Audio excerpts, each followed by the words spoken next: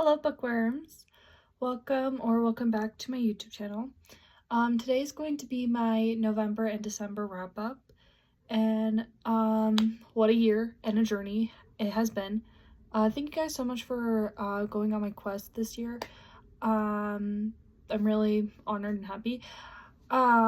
Anyways, so my 2026 goal for this year is to read at least 100 books for 2026, and then 2025 I had a goal that was read, I think it was 50 books, and I managed to read 51 books.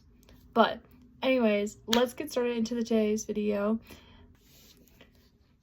So November's wrap up, I read 1984, and this one was 2 out of 5 stars because this one was just a English book. It was very confusing.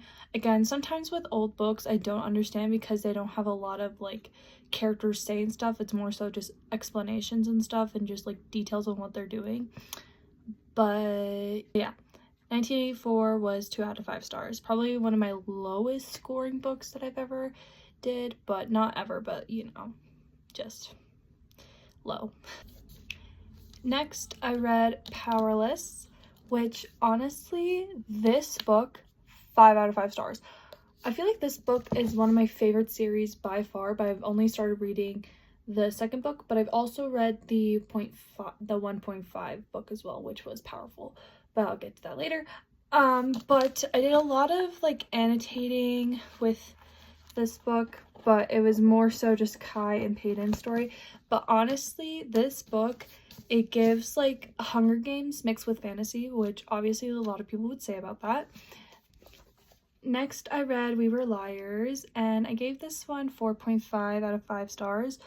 This book was really interesting, and honestly, if you read the ending, it was shocking. But a lot of people wouldn't agree with me on this because a lot of people would say like, oh, this book was so bad, I don't know why someone read it. Yes, it does have a lot of short chapters. Yes, it also, the writing's very weird, but it has such a good story to it, and it's just, the whole plot twist is amazing and crazy. But then I can't wait to watch the show.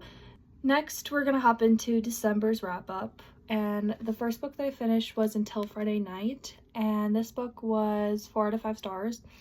Nobody quite understands this book, or mostly just this book is not that popular from some people's perspective, but this book was really cool, and I feel like it was very like high school related type of book, which honestly I'm not mad about because mostly some of the books that I would read would be romance or mystery, but I've gotten into more fantasy. But this one was really good because of the two people's perspective. But it was kind of like the same thing with Powerless, where they have two of the same characters. So it was mostly just like, oh, two of the same people's traumatic stories or some sort of stories. Next, I read Powerful, which I gave this one 5 out of 5 stars.